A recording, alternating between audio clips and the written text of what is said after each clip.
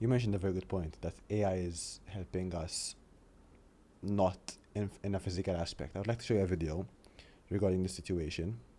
Let me just find the video. Give me a sec. So everyone can see, okay? Have you came across this video? Not this particular one. I've seen similar ones, yeah. Sorting. It's been going for... I'm gonna give you the direct, the exact numbers. So the endurance run for this is 200 hours. Yeah, nuts. Okay? 249,560 small packages sorted. Yeah. So all it had to do is find the QR or the code and turn it face down. Okay? And each package took it around 2.8 seconds. Now, there were 5 robots on rotation. When the battery stops, it rotates automatically. So it feels like it's going to die. It walks towards its charger and another one comes. Okay? Now, they did it with humans. So they challenged a human. So 5 humans. I'm not too sure how much this is. I have to make my research about this. It all falls down to this. So you mentioned a very good point that it's not helping us with regards to physically. But are we building tools or replacements? Okay, so I think today AI is primarily a tool, but I agree it is changing.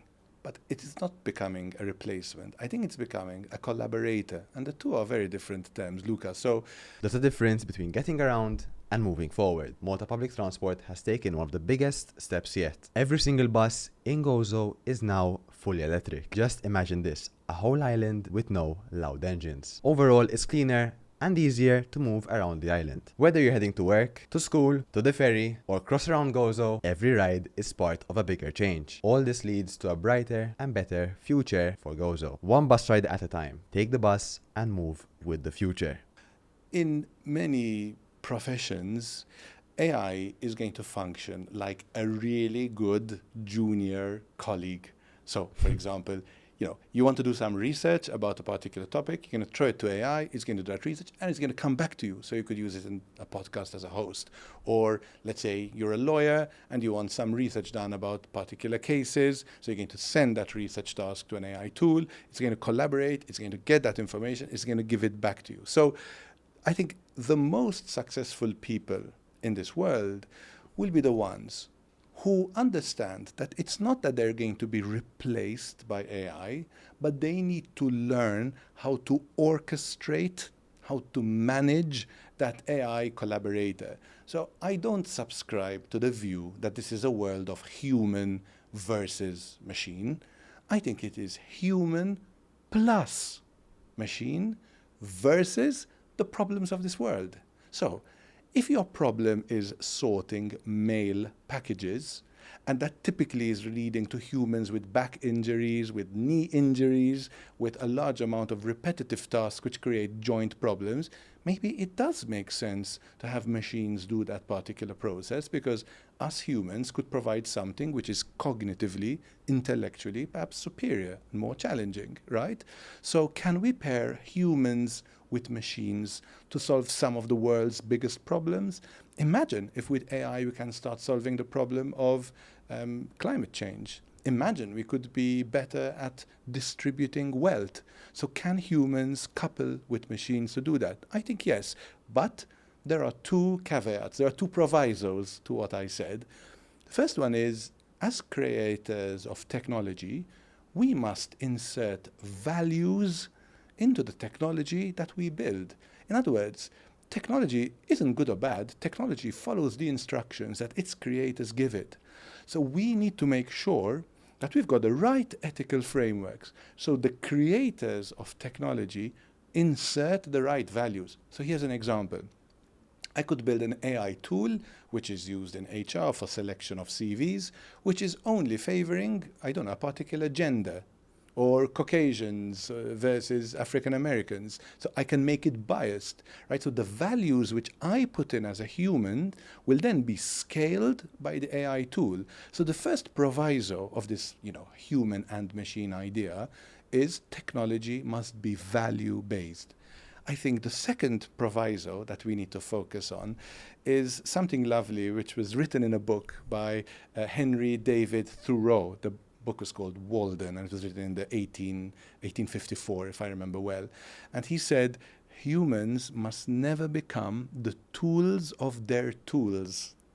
So we should create AI as a collaborator tool to humans, but we should never be subservient to that particular tool. And it was the famous media author Marshall McLuhan, right, who once said, we first shape our tools, and then our tools shape us. He was talking about television, right? That was the area which he studied as a media philosopher. But the same thing applies to AI. I think it's really important that we understand that this tool is a collaborator for humanity as long as it's got the right values and incentives. As long as that's the case, then yes, we can have a better world with the coupling of these two forces, humans and machines. Let's put it into a company structure. So let's say the company is willing to spend a couple of millions to input the AI systems to replace their current employees. For example, it's gonna cost them millions, but longevity-wise, it's gonna save them millions. Or else, couple them together and spend more money. If I'm building a company, I prefer choosing the first route by just implementing AI, because it helps me solve less human error. At the same time, it's gonna cost me a lot now, but save me money later. Or else, get both people, AI and humans, connect them together, and it's gonna cost me more money. So I do agree with you at a certain point, but at the same time, what's best on a company level basis? So the objective of AI should never be to merely replace humans to reduce your P&L. The objective of AI is to augment and increase human capability to largely improve the company's productivity. So here's an example. Would you like a company in which all processes are automated, but you've lost human judgment? Do you want a company whereby you've reduced your cost basis because everything is automated, but you've got no creativity? You've got no thinking outside of the box? Would you like a company which has reduced its costs because you've automated all humans, but then you've got no leadership? Leadership is never going to be replaced by AI. The ability to take bold decisions, the ability to push boundaries, the ideas of taking risks, making mistakes, that doesn't come from AI. You cannot dehumanize a company, automate its processes on the basis of having a better profit and loss account, and expect that company to succeed. What you've done is you've machinized an entity. No, this is our opportunity to do the opposite. The opportunity that AI gives us is to rehumanize work, to ask ourselves, which are the repetitive tasks that your employees do that should not be done by employees because they are repetitive, they are soul-crushing. Take those out of the employees and give them tougher problems to work with. We humans are resilient, we're smart, we like challenges, right? Give us that. That's what AI is for. Remove the boredom and let humans do what they do best.